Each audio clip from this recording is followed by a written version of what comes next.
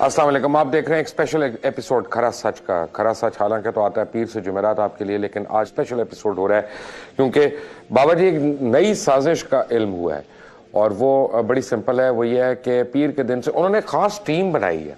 उस टीम में उनके बड़े जय्यद किस्म के जर्नलिस्ट हैं और कुछ इन्वेस्टिगेशन करने वाले कोई चीते भी हैं, और उन चीतों को यह काम सौंपा गया है कि पीर से वो झूठ सच हर किस्म की बात जो है उन लोगों के मुतालिक जिन्होंने उनके खिलाफ कभी भी आके इस प्रोग्राम में बात की है, एक पहाड़ बना दें ताकि लोगों की किसी तरह परसेप्शन को चेंज किया जाए जो मीर शकील रहमान के मुतालिक और उनके यानी ग्रुप के मुतालिक लोगों की बन गई है, ख़ासतौर बाबा जी हिमसेल्फ और जहांगीर सिद्दीकी। बाबा जी आप जो मर्जी साजिश कर लें इंशाल्लाह कामयाब नहीं होगी। आपकी कुर्सी, मैं देखें कराची में हूँ, शदीद बुखार में हूँ, फ्लू है मुझे, लेकिन आपकी कुर्सी मेरे पास खाली पड़ी है, आपका इंतज़ार कर रही है। आप प्लीज़ आएँ और अपनी कुर्सी पे बैठें और सवालात का जवाब दें। हो ये रहा है बाबा जी, आपको मैं कर्ज करूं कि आप जितने भी मेरे मुतालिक आके झूठ बोलेंगे मैं आपके मुतालिक उतने ही सच बोलूँगा। मुझे आज ज्वाइन कर रहे हैं लाहौर से आरिफ हमीद भट्टी, ब्यूरो चीफ हमारे। मुझे इस्लामाबाद से हमारे ब्यूरो चीफ ज्वाइन कर रहे हैं जनाब साबिर शाकिर। मुझे थोड़ी देर में फ़ोन पे ज्वाइन करेंगे लॉर्ड नज़ीर यूके से, और उनके साथ मुझे ज्वाइन करेंगे अकील करीम डैडी कराची से ही। आप सबका बहुत बहुत शुक्रिया।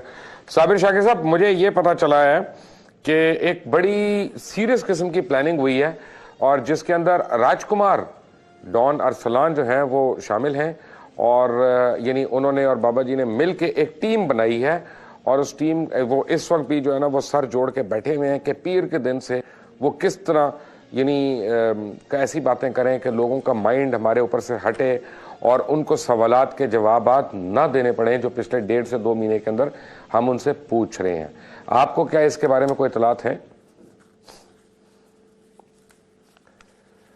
ऐसा है, और हमारी जो इतलात हैं हमारे दोस्तों ने बताए हैं जो उधर मौजूद हैं, जो ख़ुद भी इस सारे मामले से काफ़ी तंग नज़र आते हैं। तो अब एक बहुत ही आला दिमाग इकट्ठे हुए हैं और आला दिमागों ने ये फ़ैसला किया है कि अब इसका जवाब दिया जाए। लेकिन इतलात ये हैं कि उनके पास कोई ऐसी ठोस चीज़ें नहीं मिली, और ना ही जो अब तक ARY के फ़ोरम से उन पर जो एतराज़ात या जो इल्ज़ामात जो हक़ाइक़ पेश किए गए उनका जवाब तो शायद वो ना दे सकें। लेकिन एक अमीरुल मुनाफिकीन हैं, उनको ये ज़िम्मेदारी सौंपी गई है कि वो अपने दीगर प्यादों के साथ मिलकर एक इश्तिहार तैयार करें और कुछ कॉलम लिखे जाएं, और जिसमें ARY की इंतज़ामिया को, ARY के ओनर्स को और ARY की जो बढ़ती हुई साख है उसको ख़राब करने के लिए कुछ ऐसी चीज़ें लाई जाएं जो किस्सा पारीना बन चुकी हैं, लेकिन उन्हीं को वो ताज़ा करना चाहते हैं। अभी तक कंफ्यूज हैं, हमारी जो इतलात हैं कंफ्यूज हैं कि इस कैंपेन को कैसे लॉन्च किया जाए और किस हद तक किया जाए और किस से करवाया जाए, कॉलम कौन लिखेगा और इश्तिहार कौन डिज़ाइन करेगा और ये सारी चीज़ें कौन सामने लेके आएगा। लेकिन जो इस्लामाबाद में जिम्मेदारी दी गई है वो अमीरुल मुनाफिकीन को दी गई है। अरे भट्टी साहब, लाहौर में क्या हो रहा है इस वक्त? बिस्मिल्लाहिर्रहमानिर्रहीम। देखें मुबशर, जब आप लोगों को आईना दिखाएंगे, सच कहेंगे, हकायक पर से पर्दा उठाएंगे, तो जिन लोगों के मसकशुदा चेहरे होंगे, गुनहाने चेहरे होंगे, जो हुकूमतें अपनी मर्जी से चलाते रहे, जो अदलिया को अपनी मर्जी से चलाते रहे, जो फौज को अपनी मर्जी से चलाते रहे, तो वो सीख पा तो होंगे। कोई बात नहीं, जब किसी भी जानवर पर छुरी फेरी जाती है तो आखिर में बहुत ज्यादा तड़पता है। हो सकता है अल्लाह ताला उनको उनके इंजाम की तरफ ले जा रहा हो, और उस इंजाम से बचने के लिए जो एक रब्बुल इज्जत का फैसला है उससे वो टकराने की कोशिश कर रहे हो। साथ से करते रहते हैं छोटी छोटी बातें, तू उसके खिलाफ बात कर, तू उसको बुरा कह, उसको भला कह। ब्लैकमेलिंग उनका शेवा थी, शेवा है, और करता रहे। हमारा फर्ज है, हम फिर भी सच कहेंगे। वो हमारे खिलाफ झूठ बोलेंगे, हम उनके बारे में सच कहेंगे। वो हम पे तोहमतें लगाएंगे, हम उनके बारे में हकायक बताएंगे। वो हमारे चेहरे पे कालंक मलने की कोशिश करेंगे, हम उनके चेहरे से कालंक उतार के उनका असल चेहरा लोगों को दिखाएंगे। वो अपना काम करेंगे, हम इंशाअल्लाह ताला अपना काम करेंगे। ARY का पॉलिसी एक ही है कि सच कहे, सच लिखे, सच दिखाए। साबिर साहब, आज मैं अदालत में पेश हुआ था और एक केस जो जियो टेलीविजन की इंतजामिया की तरफ से मेरे ऊपर किया गया, तो मैंने वहाँ जब ऑनरेबल जज को ये बताया कि जनाब कराची में ये केस फाइल करते हैं तो मेरा कराची का एड्रेस को शो कर देते हैं, लाहौर में करते हैं तो लाहौर का एड्रेस शो कर देते हैं, इस्लामाबाद में करते हैं तो इस्लामाबाद का एड्रेस शो करते हैं, ताकि हर कोर्ट की जुरिस्डिक्शन किसी तरह उसको बना लें। तो मैंने कहा जज साहब आपको क्या इल्म है इस बात का? तो वो काफ़ी हैरान हुए, कहने लगे कि लेट द प्रोसीडिंग्स बिगिन, मैं फिर देखता हूँ कि ये क्या कर रहे हैं और क्यों कर रहे हैं ऐसा।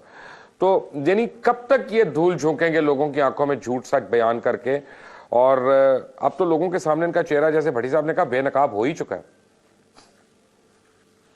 असल में मुबशर बुनियादी वजह ही ये है, ये जो एक झूठी सच्ची कहानी शुरू करने वाले हैं एक इश्तिहारात की कैंपेन के ज़रिए, उसकी बुनियादी वजह यह है कि ये वो फ्रस्ट्रेशन है कि जो कुछ आपने अपने प्रोग्राम में ARY के फोरम पे हक़ाइक़ दिखाए हैं उनका कोई जवाब उनके पास नहीं है। अगर उनका कोई जवाब होता तो वो ज़रूर सामने लेके आते।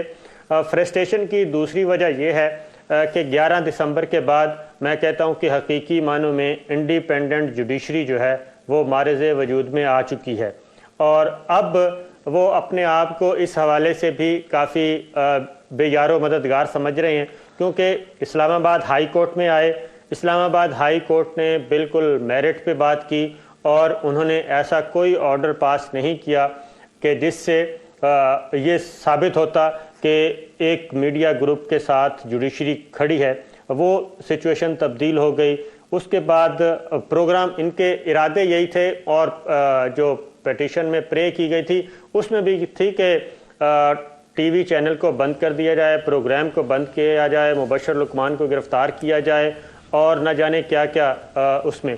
और मज़े की बात यह है कि ये इतने पुरुमीद थे, वो डॉक्यूमेंट भी हम दिखा देंगे इंशाअल्लाह मंडे तक, कि जो पहले स्टे लेने गए इस्लामाबाद हाई कोर्ट में, वहाँ पे स्टे एप्लीकेशन में लिखा हुआ था कि रिस्पोंडेंट नंबर फ़लाँ फ़लाँ को, यानी कि ARY को और आपको फ़लाँ प्लाट का कब्ज़ा है, उस कब्ज़े से रोका जाए। ये डॉक्यूमेंट हमारे पास आ चुका है, लेकिन इस वक्त नहीं है, वो आपको इंशाल्लाह दूंगा मैं मंडे को, आप दिखा देना। इस हद तक ये थे कि जो भी हम लिख के लगा देंगे हमारी प्रे एक्सेप्ट होगी और स्टे दे दिया जाएगा। एक तो वो इनके ख्वाब जो हैं वो पूरे नहीं हुए। फिर लाहौर हाई कोर्ट का रुख किया। लाहौर हाई कोर्ट में भी आपने देखा एक इंडिपेंडेंट जुडिशरी जो करती है वही किया और मेरिट पे फैसला किया, और इनका जो हुक्म इम्तनाई की दरख्वास्त थी वो खारिज कर दी। अब इनको ये बात अच्छी तरह समझ आ चुकी है कि हालात तब्दील हो चुके हैं और ये धौंस और धांधली से अब काम नहीं चलेगा। अब इनको मेरिट पे तो कोई चीज़ नज़र नहीं आ रही। अब दूसरी तरफ ये कर रहे हैं, आला दिमाग इनके इकट्ठे हुए हैं जिन्होंने पिछले तकरीबन 6-8 साल से वो आपस में मिलके खेलते रहे हैं, और इधर से खबर लगती थी, उधर से 100 मोटर नोटिस होता था, और उसके बाद फिर एक ब्लैकमेलिंग का नया सिलसिला शुरू हो जाता था।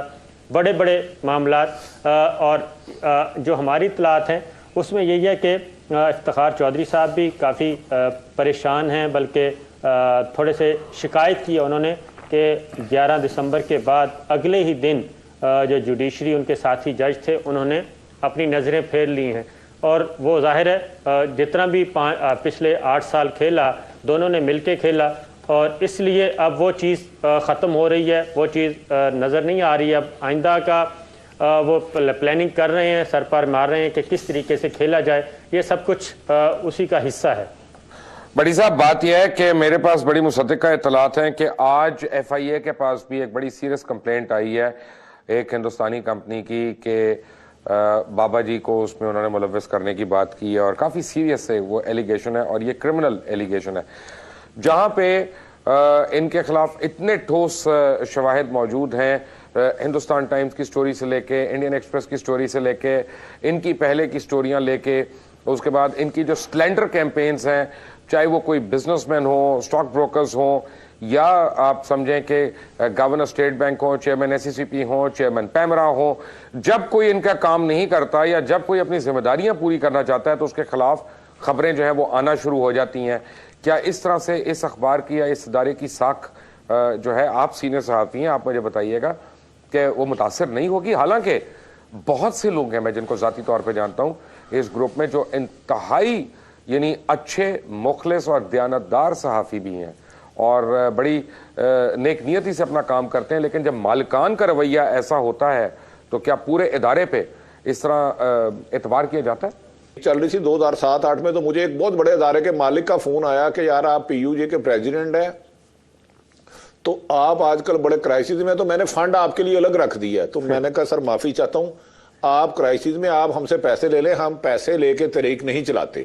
मेरा ख्याल है वो हर एक को दरअसल फार सेल समझते हैं, जबकि मेरा ईमान है हर जगह पे अल्लाह के अच्छे बंदे हैं, हर अदारे में अच्छे और पाक बंदे हैं, लेकिन इनका अंजाम पहुंचने वाला है। हम इनसे गुजारिश करते हैं ये हमारे खिलाफ या किसी के खिलाफ भी साजिश करने की बजाय वेज अवार्ड अपने मुलाजमीन को दे दें। खुदा का वास्ता है, मैं तो क्लेम नहीं करता, उधर हजारों आदमी हैं जो बेरोजगारी से खुदकशी कर रहे हैं, जिनको आप सैलरी नहीं दे रहे, आप वेज अवार्ड दे दें। आप जो अदालतों का एहतराम करते हैं ना, वेज अवार्ड उनकी छेड़ है बहुत बड़ी। उनके मुलाजमीन 80 से 95% अब भी कॉन्ट्रैक्ट बेसिस पे है। ये क्या इंसानी हकूक की बातें करते हैं, ये क्या सच्चाई दिखाने की बातें करते हैं। गिरेबान में झांके अपना।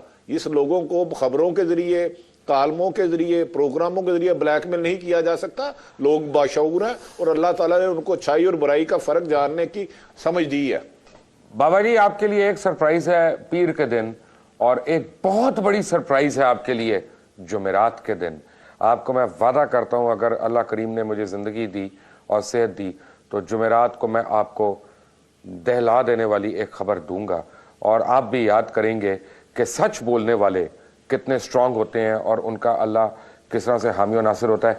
एक ब्रेक से जब मैं आऊंगा तो मेरे साथ साबिर शाकिर होंगे, आरिफ भट्टी होंगे, और लंदन से लॉर्ड नज़ीर ज्वाइन करेंगे, और कोशिश करूंगा कि अकील डैडी से भी इसी ब्रेक में बात हो जाए। और जिनका इंतजार रहेगा, बाबा जी का इंतजार रहेगा। आज एक नई साजिश कर रहे हैं बाबा जी ARY के मालकान के, मेरे हर उस शख्स के खिलाफ जिसमें अकील करीम डैडी हैं, लॉर्ड नज़ीर हैं, जिसमें और उनके पुराने साबिक चार्टर्ड अकाउंटेंट हैं, जिसमें फैसल रज़ा अब्दी हैं। वो तमाम हजरात जिन्होंने इस प्रोग्राम में आके हिम्मत पैदा की कि वो एक बुराई का सामना करें और उसको एक्सपोज करें, उनके लिए अब झूठ सच के जो हैं वो पहाड़ बनाने के लिए, इश्तिहारात बनाने के लिए और ख़बरों का एक ना ख़त्म होने वाला तांता बनाने के लिए सर जोड़कर बैठ गए हैं। राजकुमार अरसलान इस वक्त उनकी सरबराही कर रहे हैं, और दुबई में कहीं पे एक नामालूम मकाम से बाबा भी सरबराही कर रहे हैं। एक ब्रेक के बाद, टेक अ ब्रेक।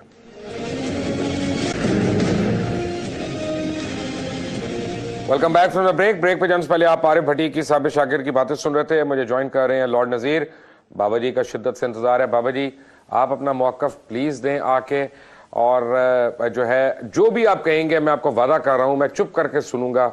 मैं सिर्फ 4 सवालात आपसे मैं पूछूंगा, और वो सवालात जो करप्शन से मुतल्लिक हैं, बाहर की हुकूमतों से पैसे लेने के मुतल्लिक हैं, अपना एडिटोरियल कंटेंट चेंज करने के मुतल्लिक हैं, और जियो के और जंग के टैक्सेस खाने के मुतल्लिक हैं। वो सवालात जो आपने बैंकों के कर्जे दबा के रखे हुए वापस नहीं कर रहे या रीशेड्यूल कराने की कोशिश कर रहे हैं, उनके मुतल्लिक हैं।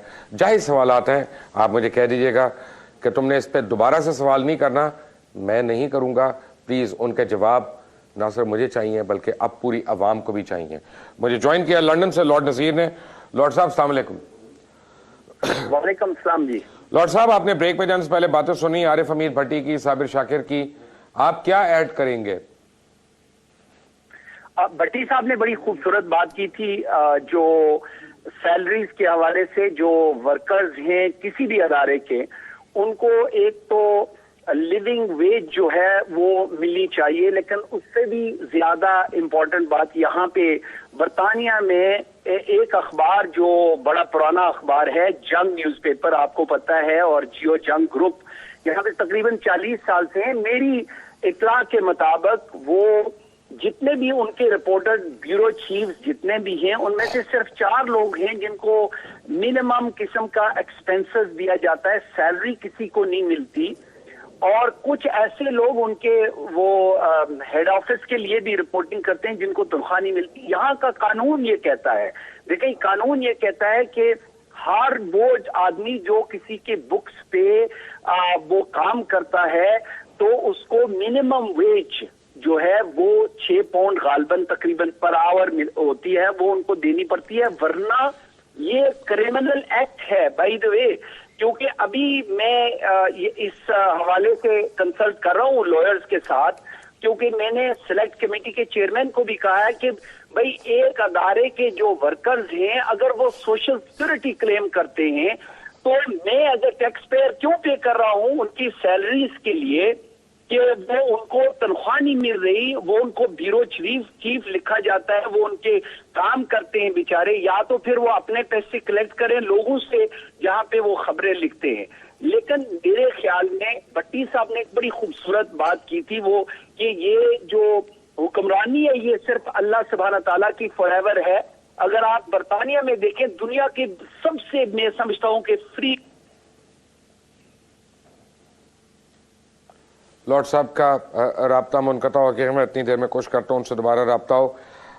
साबिर शाकिर साहब, बात यह है कि ये साजिशों का सिलसिला कब तक चलता रहेगा, ये खसियानी बिल्ला कब तक खंबा नोचता रहेगा, हकाइक का सामना करे। अदालतों में तो हर जगह हमें रेस्ट्रेनिंग ऑर्डर देते हैं कि इनको बोलने से बंद किया जाए, इनको बोलने से बंद किया जाए, प्रोग्राम बंद किया जाए। तो मेरा मतलब है कि हम बोलें और उनके मुतालिक बोलें तो प्रोग्राम बंद हो, लेकिन वो बोलें जिसके मर्जी मुतालिक बोलें, झूठ बोलें और तोहमतें भी लगाएं, तो वो सहाफत के अलम बरदार। ये बाबा जी का कैसा दौरा मेयार है? मेरा ख्याल है मुबश्शिर साहब एक और बात भी बता दूं, ये सिर्फ यहाँ पे कंपेन नहीं तैयार की जा रही, बल्कि एक और इतला भी है कि अमेरिका में भी पिछले दिनों उन्होंने मशवरा किया मुमताज़ जो कानूनदान हैं इनके साथ मुताल्लिक, उनके साथ मशवरा किया कि अमेरिका में भी ARY के ख़िलाफ़ एक दावा दायर किया जाए और वहाँ भी सिविल सूट किया जाए। मैं समझता हूँ कि ये जितने भी इन्होंने ARY के ख़िलाफ़ पेटिशंस फाइल की हैं, मेरा ख़्याल है कि ये इनके गले पड़ जाएंगी, क्योंकि अब इनको अपना मौक़िफ़ साबित करने के लिए मैदान में आना पड़ेगा और एक ही रास्ता बचेगा, अब इनके पास ये तमाम पेटिशनें वापस ले लें। अगर ये पेटिशनें वापस नहीं लेते तो हमारे पास बेहतरीन फोरम होगा कि वहाँ पर जाके जो हमारे पास हक़ाइक़ हैं, डॉक्यूमेंट्स हैं, दस्तावेज़ी शहादतें हैं, दस्तावेज़ी सबूत हैं, वो सारे के सारे हम अदालत को देंगे और ज़ाहिर है अदालत उस पर फ़ैसला करेगी।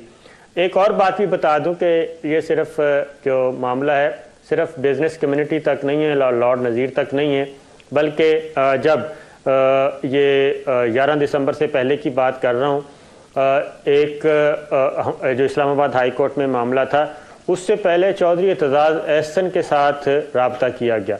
चौधरी साहब को ख़रीदने की हर मुमकिन कोशिश की गई और मैसेजेस मौजूद हैं, महफूज हैं, जिसमें कहा गया कि आप इस तरफ आ जाएं, आपको हमारी तरफ आने से बहुत ज़्यादा फ़वाइद मिल सकते हैं। तो जो कि चौधरी साहब ज़ाहिर है एक बाअसूल सीजनड आदमी हैं, उन्होंने ऐसी कोई भी पेशकश कबूल नहीं की। तो इससे आप अंदाज़ा कर लें कि अब ये किस तरफ जा रहे हैं कि कोई ज़्यादा से ज़्यादा कोशिश कर रहे हैं कि जो वकला हैं उनको अपने पैनल पे ले आएँ या उनको एंगेज करें। उनके सिर्फ साथ ये गारंटी ले रहे हैं कि आप ARY की तरफ से अदालत में ना जाएं, बाकी काम मामला हम पे छोड़ दें, लेकिन वो इसमें भी कामयाब नहीं हुए। फिर अमेरिका में भी सिविल सूट करने का इनका चल रहा है, सलाह मशवरा चल रहा है, लेकिन मेरा ख्याल है उधर भी जाएंगे तो उधर भी ज़ाहिर है डॉक्यूमेंट्स हमारे पास मौजूद हैं, वो भी देने पड़ेंगे। इसलिए जिस तरफ ये चल पड़े हैं और जिस तरीके से इनको मशवरे दिए जा रहे हैं, मेरा ख्याल है कि आने वाले दिनों में इंशाअल्लाह जो फतह है वो असूल की होगी, हक़ाइक़ की होगी और हक़ाइक़ ज़्यादा देर छुपाए नहीं जा सकेंगे। जी लॉर्ड नज़ीर दोबारा मेरे साथ लाइन पे मौजूद है। लॉर्ड साहब सॉरी आपका राब्ता मुनक़ता हो गया था, आप बात कर रहे थे। जी मैं यही गुजारिश कर रहा था कि कानून के अंदर रह के जो भी काम करें, लेकिन यहाँ पे रूपर्ट मर्डोक की जो आपको पता है कि sky TV, times, news of the world, ये सारे, इसके बावजूद ये बरतानिया की अवाम, वो बरतानिया के जो प्राइम मिनिस्टर टोनी ब्लेयर भी उसके साथ खाना खाते थे और डेविड कैमरन भी उनके साथ जो है, अभी वो केस चल रहा है कोर्ट्स में, वो करीबी उनके ताल्लुक थे। लेकिन इसके बावजूद जो अवामी प्रेशर था वो इतना बिल्डअप हो गया था। लॉर्ड लेविसन की इंक्वायरी के बाद यहाँ पे रॉयल चार्टर प्रेस के लिए, हालांकि वो इतना स्ट्रांग नहीं है क्योंकि एग्जीक्यूटिव ने बनाना था, लेकिन ये सारा एक्सपोज हुआ और न्यूज ऑफ द वर्ल्ड बहुत पुरानी अखबार को बंद करना पड़ा। भट्टी साहब ने जो फरमाया है और ये बात कहना कि भाई पाकिस्तान में भी ये पहली बार इस ग्रुप के खिलाफ किसी ने, खिलाफ तो नहीं बल्कि हकाइक जो सामने लाए गए हैं, ARY को मुबारकबाद और दूसरे लोग जिन्होंने अमन की आशा की बात मैंने शुरू से ही की थी। मेरा उस वक्त भी कोई इनके साथ जाती तलक, मैं तो जो मालकान है उनको जानता भी नहीं हूं, लेकिन यहाँ के जो दो आदमी जो उनकी चला रहे हैं वो जो कुछ करते हैं और जिस तरीके से मैनिपुलेशन होती है, मैं मसलन आपको मिसाल देता हूं कि आज की जो हेडलाइन है वो जो जिस वजीर ने पाकिस्तानियों को करप्ट कहा था, ये वो साबित करना चाहते हैं कि वो जनाब उससे गलती हो गई, गलती भी नहीं हुई, उसने ये कहा ही नहीं है बल्कि डेली टेलीग्राफ ने गलत कहा। देखिए ये किसके लिए काम करते हैं, बल्कि अगर आप जरा देखें तो किस इंस्टीट्यूशन दुनिया के किस किस किनारे से पहले तो फंडिंग कहां से आ रही है, फिर इनके कनेक्शंस कहां पे हैं और लॉबी कहां से हो रही है, बैठे कहां हैं और नुकसान किसको पहुंचा रहे हैं, ये आपको जरा देखना होगा। भट्टी साहब एथिकली तो बहुत ही गलत बात है ना कि आप बैरूनी ताकतों से आप पैसे लेते रहें और यहाँ पे आप पेड कंटेंट जो है उसको दिखाएं और नजरिया पाकिस्तान को बदलने की कोशिश करें उनकी ख्वाहिशात के मुताबिक। और पाकिस्तान में जो इक़दार हैं हमारी, चाहे वो समाजी इक़दार हों, सोशल इक़दार हों या मजहबी इक़दार हों, उनको मस्क करने की कोशिश करें। और बात यह है कि मेरे लिए तो पाकिस्तान का मतलब एक ही है, ला इलाहा इल्लल्लाह, और आपकी कैंपेन्स जो हैं उसको बदल के बात करें। तो क्या ये सोचने का मकाम नहीं है कि ये वर्स्ट केस ऑफ जर्नलिज्म है? देखिए मुबशर, मैं आज छोटी सी गुजारिश करना चाह रहा हूँ कि मुझे 1-2 मिनट दे दें। अगर ये बात हकीकत है कि कोई साजिश कर रहा है तो मैं उनसे गुजारिश करता हूँ खुदारा ये काम ना कीजिएगा। हज़रत अली मौला शेर खुदा हज़रत अली रज़ी अल्लाह ताला अन्हा का फरमान है कि जिस शख्स के पास खोने के लिए कुछ ना हो उसे खौफज़दा करने की कोशिश ना करो। अगर इन्होंने कोई ऐसी, या मैंने भी, मेरा भी कोई राइट नहीं है किसी की किरदार कशी करने का, ना हक, अगर की तो मैं आपको यकीन कहता हूँ ऐसे ऐसे इंकशाफात होंगे ये मुंह नहीं दिखा सकेंगे। और रह गई जो अमन की आशा, मैं प्रेसिडेंट था PUA तो मुझे किसी ने कहा कि जाना है, मैं कहा जी मैं तो इंडिया नहीं जाता, मैं अल्हम्दुलिल्लाह मुझे फ़ख्र है, सबसे पहले मुसलमान हूँ, दूसरा मेरा फ़ख्र है पाकिस्तान हूँ। मैं तो भाई ना इंडिया के खिलाफ पहले मुज़ाकरात के हक में था, ना आज हूँ ना कल होऊंगा। मुझे अपना मुल्क अच्छा है बुरा है मैं हज़ारों तनकीद करता हूँ, इसके लिए जानो माल मेरा, मेरे बच्चे हाजिर है। मेरी तो ख्वाहिश है बचपन से कि मैं जहाद करूं। ये जो लोग इंडिया के मामे बनते हैं जो भी हैं, उन्हें के खुदा रसूल के वास्ते छोटे से माली फ़ायदे के लिए मुल्क का नुकसान ना करे। ये मुल्क आपका है, ये मुल्क आपको कायदे आज़म ने कौम बनाने के लिए दिया है, इसे नोटें बनाने वाली मशीनें ना बनाएं, इसको साजिशों की बजाय हकायक पर चलाएं, लोगों के उनके हुकूक बताएं, लोगों को बताएं सच क्या है, ना ये कि हर अदारे को अपनी ख्वाहिश के मुताबिक चलाना। ये ना अहमकों की जन्नत में रहते हैं। अब ये 98 नहीं रहा, अब पुराना दौर नहीं रहा, अब अवाम बाशऊर है। अगर मैं झूठ बोलूंगा तो मुझे भी आग लोग गिरेबान अभी तक ये उसी तरह कर रहे हैं। मैं आपको बताता हूं कि मुझे, मैं आपको चैलेंज करता हूं मुबशर साहब, ऐसे ऐसे इंकिशाफात करूंगा कि ये अपना चेहरा नहीं दिखा भाईजान सकेंगे। मेरे पास कोई तस्वीर भी आ गई हैं दुबई के नाइट क्लबों की। मैं तो, मेरी शराफत है कि मैं जाती चीजें नहीं दिखाता और मैं नहीं दिखाना चाहता। आप जो आपने अभी बात की वो अरसलान की, उसके बारे में तो ऐसे ऐसे इंकशाफ आते हैं कि अरसलान बेचारा, मैं बता दूं कि अल्लाह ताला माफ करे, मत छेड़े मुझे, मत छेड़े उसे के 97-98 में कोठी गुलबर्ग में क्या करता रहा है, उसको को खुदारा ना करे।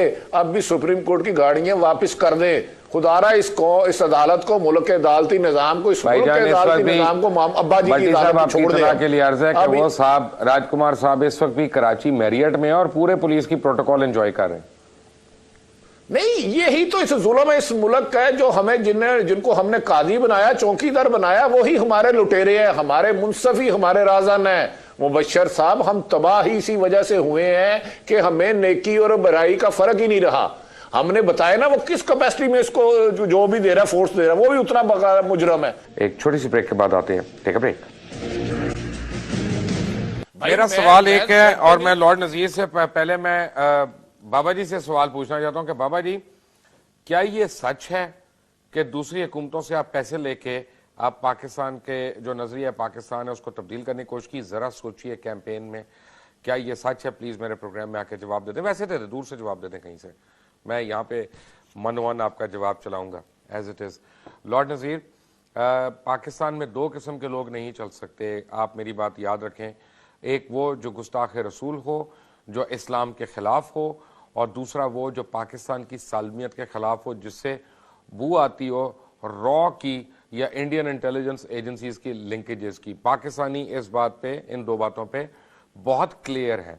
अब मुझे ये बताएं, क्या ये सही है कि वहां पे इंग्लैंड के अंदर काफ़ी लोग अब जो है वो इस बात का बेड़ा उठाने लगे हैं कि मीर शकील और रहमान के ऊपर मुख्तलिफ नौइयत के मुकदमात करें, क्योंकि बकौल उनके साथ भी बहुत बड़े बड़े फ्रॉड हुए? अब देखें जी, मुझे ये पता है कि काफी कंसल्टेशंस हो रही हैं। मैं भी एक दो लॉ फर्म से, बड़े सीनियर लॉ फर्म से कंसल्ट कर चुका हूं, और उसकी वजह एक तो ये है कि मैंने जो पार्लियामेंट्री क्वेश्चंस और जो सेलेक्ट कमेटी को हालात उठाए हुए हैं और रेगुलर उठा रहा हूं, बल्कि जिस तरह पहले भी आप फरमा चुके हैं, ये यानी पर्सनलाइज किस्म की गंदी हरकतें इनके एक दो आदमी कर रहे हैं। मुझे मेन स्ट्रीम मीडिया से पता चला है कि वहां पे जनाब कोई शवाहिद पेश करने के लिए उनके, ताकि ये अपने अखबार में ना चलें और वो वहां पे कुछ मेरे खिलाफ चलाएं। अभी ऑलरेडी, यानी ये पिछले हफ्ते की बात है कि उनके कांटेक्ट पॉलिटिकल पार्टीज, बल्कि मुस्लिम लीग नून के पास गए जी के मुबशर लुकमान के प्रोग्राम में लॉर्ड नजीर आता है, इसलिए वो मियां साहब के खिलाफ है और इसलिए वो, या हालांकि कभी मैंने मियां साहब के बारे में कोई बात नहीं की। मैं एक मीडिया नेटवर्क की बात कर रहा हूं जो ब्रिटिश टैक्स पेयर का पैसा जिनको मिला है बगैर कंपटीशन के, नेगोशिएशन के साथ ग्रांट मिला है। और मैं ये पूछना चाहता हूं और पूछता रहूंगा, अभी 4 सवालात और 3 दिन पहले भेजे हैं कि ये कौन से बेसिस थे, इन्होंने क्या ऑफर किया है, इन्होंने क्या अचीव किया है, इनकी इंटरम क्या रिपोर्ट्स हैं, और किस वजह से एक ग्रुप को पैसे दिए गए हैं और किसी और को नहीं। और क्या आप बता सकते हैं कि एजुकेशन प्रोग्राम पाकिस्तान में है लेकिन उसकी एडवर्टाइजमेंट अमेरिका और बरतानिया में चल रही है, उससे पाकिस्तान की एजुकेशन प्रोग्राम का क्या फायदा पहुंच रहा है, और लोगों के ज़हनों की तब्दीली की बात जो आपने फरमाई है वो किस तरह हो रही है। ये सारे सवालात यहाँ पे लीगल कोर्ट में बेसिस बन रहा है कि लॉन्ग टर्म ये। और मैं आपको बताऊं, रियली जो लोग ये समझते हैं कि शायद पाकिस्तान में थ्रेट करके कानूनी या किसी कोर्ट की, और वो अपने प्रेशर से, पता नहीं एक चीफ जस्टिस को उन्होंने जो अपने साथ मिलाया था और जो भी, और वो किसी और को, ये बड़ी देखिए, अल्हम्दुलिल्लाह मैं हाउस ऑफ लॉर्ड का मेंबर फॉर लाइफ हूँ। मैं कोई कंस्टिट्यूंसी में नहीं जाता हूँ, अपना काम विद इन लॉ करता हूँ। और अगर कोई ये समझे कि मुझे वो इस तरह ब्लैकमेल करके मेरा मुंह बंद करवाएंगे, इंशाल्लाह जब तक जिंदा हूँ अपनी हक की बात करता रहा हूँ। 2-3 जो पहले मैंने काम किए उसका एग्जाम्पल देखने कहाँ तक पहुंचा है, इंशाल्लाह ये भी आखिर तक पहुंचेगा। मैं आप लोगों को बताता चलूं कि एक बड़ी गहरी साजिश हो रही है, जो कि बाबा जी मीर शकील रहमान साहब जो हैं उसके मास्टरमाइंड हैं। कोलैबोरेशन जो है वो डॉन राजकुमार उनकी कर रहे हैं।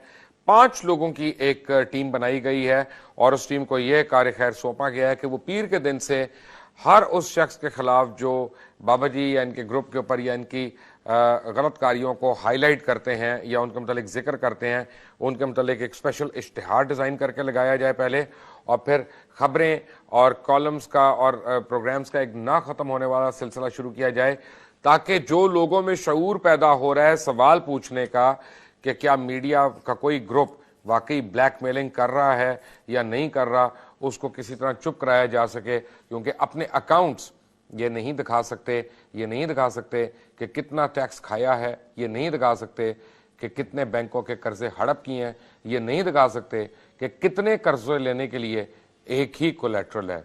साबिर शाकिर जी बिल्कुल मुबशर, एक और वो आपने कहा कि राजकुमार भी इनके साथ है, एक और भी शेयर कर लूँ इंफॉर्मेशन न्यूज़ कुछ लोगों ने देखा बरसरे आम। अरसलान इफ्तिखार पीर के रोज़ तकरीबन 2-2.5 घंटे की इनकी एक नशिस्त हुई है। बाबा जी के एक पेरोल पे हैं साहब उनके साथ, और उन 2.5-3 घंटों में भी सिर्फ यही मौजू था जो राइट लेफ्ट कुछ दोस्त बैठे थे सुन रहे थे, उसमें भी यही था कि किस तरीके से कंट्रोल किया जाए और जो कुछ हमारे खिलाफ हो चुका है और जो कुछ हमारे बारे में आइंदा आने वाला है उसके साथ कैसे निपटा जाए। तो ये जो स्ट्रेटजी बनाई जा रही है ये सिर्फ इनके अपने जो लोग हैं सिर्फ उनके वो शामिल नहीं हैं, बल्कि वाक़तन अरसलान इफ्तिखार साहब जो हैं वो इस सारे प्रोजेक्ट में मौजूद हैं और लंबी लंबी नशिस्तें, लंबी लंबी मुलाकातें कॉफ़ी शॉप्स पे, 5 स्टार होटल में और कुछ साइड जो ऐसी जगह होती हैं जहाँ समझा जाता है कि शायद कोई ना देखे लेकिन देखने वाले देख लेते हैं। तो ये सारी प्लानिंग की जा रही है। और अभी तक ये मैं बता दूं कि जो लाहौर में एक साहब को जिम्मेदारी दी गई थी वो तो काफ़ी अर्सा पहले दी गई थी, लेकिन अभी तक वो इसमें कोई कामयाब नहीं हो सके कि काउंटर स्ट्रेटेजी क्या होनी चाहिए। लिहाजा अब इस्लामाबाद एक अमीरुल मुनाफिकीन को ये जिम्मेदारी दी गई है कि वो इस सारे मामले को देखें, क्योंकि वो पहले भी इस चीज़ पे काफ़ी महारत रखते हैं कि किसी की ज़ात पर किसी की पगड़ी कैसे उछालनी है और फिर उसको कैश कैसे करवाना है। तो वो काम अब हो रहा है। लेकिन अभी तक मैं ये भी बता दूं कि इश्तिहार का जो मटेरियल है वो भी फाइनल नहीं कर पाए ये लोग। मुझे ज्वाइन कर रहे हैं अकील करीम डैडी, किसी तारुफ के मोहताज नहीं है।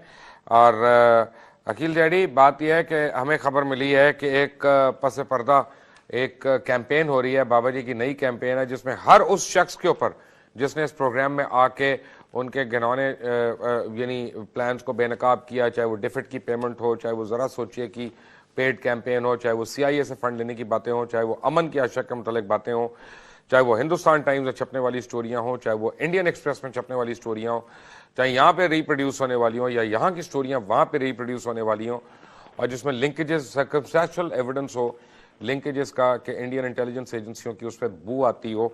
अब वो प्लान कर रहे हैं कि हर उस शख्स के मुतालिक एक कैंपेन शुरू की जाए पीर के दिन से कि डिस्क्रेडिट करने के लिए आपका नाम भी उस कैंपेन के अंदर शामिल है। अकील डैडी साहब, मुबारक हो आपको। नहीं, बहुत अच्छी बात है, क्योंकि मुल्क दुश्मनों के आगे अगर वो हमारे खिलाफ कुछ लिखेंगे तो हमें ज्यादा खुशी होगी।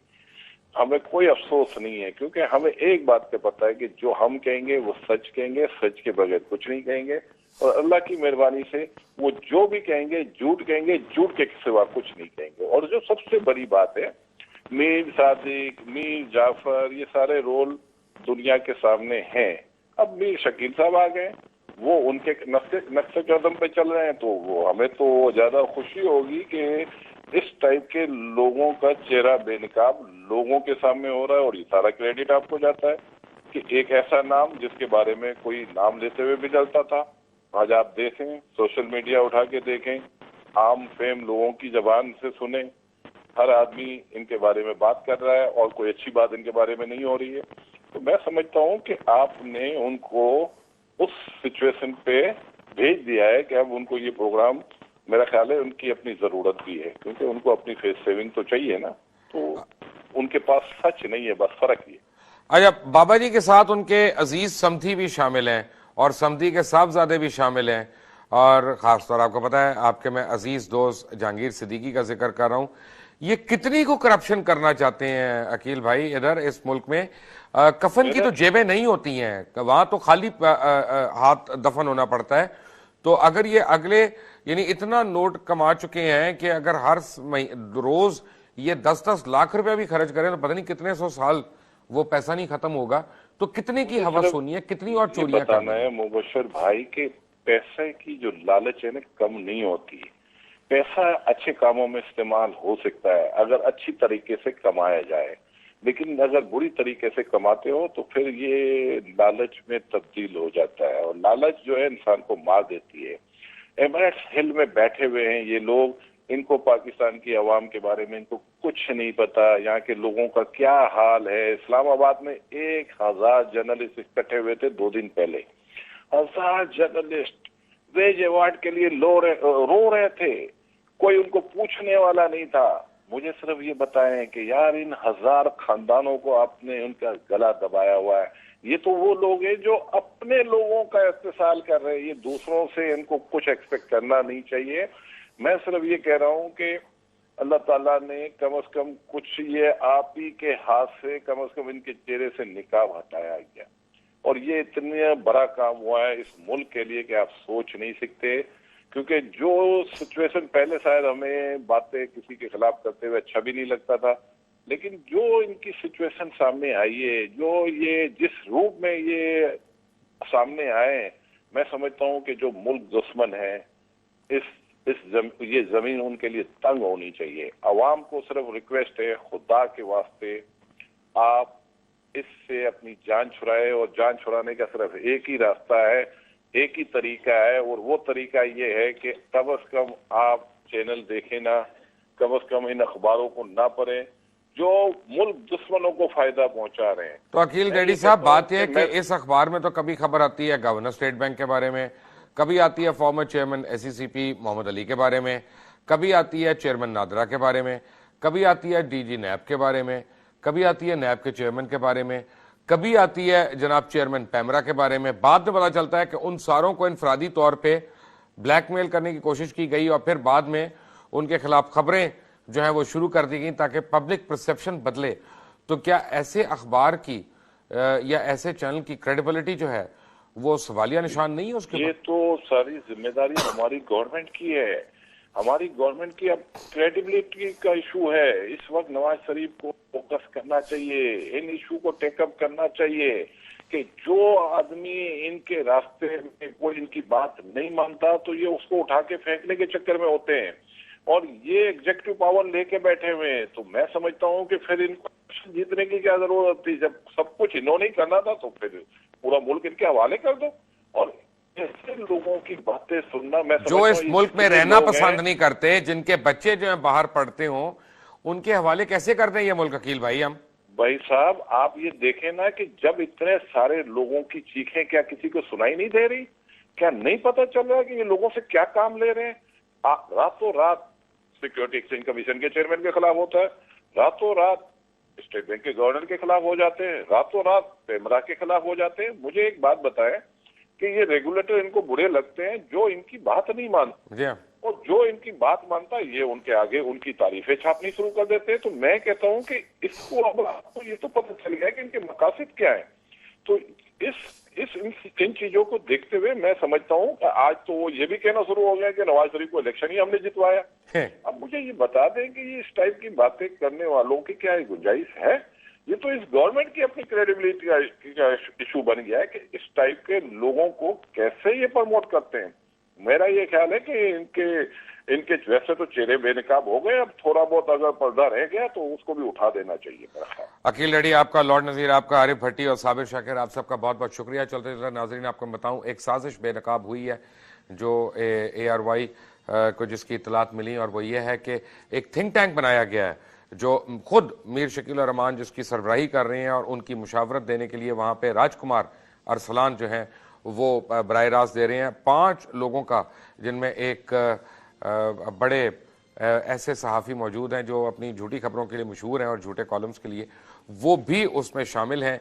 और वो सारे प्लान करें किस तरह से जो है इश्तिहारात बनाए जाएं दूसरी सिटीजन्स की जानिब से या ऐसी तंजीमों की जानिब से कि वो आएँ और वो छपे जाएं फ्रंट पेज पे, और जिनसे स्याही मलने की कोशिश की जाए उन अवामिल के ऊपर जो उनके अज़ाइम को या नाकर्दा अज़ाइम को बेनकाब कर रहे हैं, और फिर ना ख़त्म होने वाला एक ऐसा सिलसिला शुरू किया जाए जिसमें लोगों की ज़ाती ज़िंदगियों के ऊपर हमले करके उनको ख़राब करने की या चुप कराने की कोशिश की जाए। पिछले कुछ दिन में मुझे भी बदलने की कोशिश की गई, और मुझे डराने धमकाने की भी कोशिश की गई, और चमकारने की भी कोशिश की गई। अल्हम्दुलिल्लाह मैं आज भी प्रोग्राम कर रहा हूँ। पीर के दिन और जुमेरात के दिन बाबा जी आपके लिए 2 बहुत बड़ी बड़ी सरप्राइजेस हैं। बाबा जी की कुर्सी यहाँ पे मौजूद है, आप जब आना चाहें आएँ। और मुझे पता चला पिछले कुछ दिन से आपने नाइट क्लबों में जाना छोड़ दिया।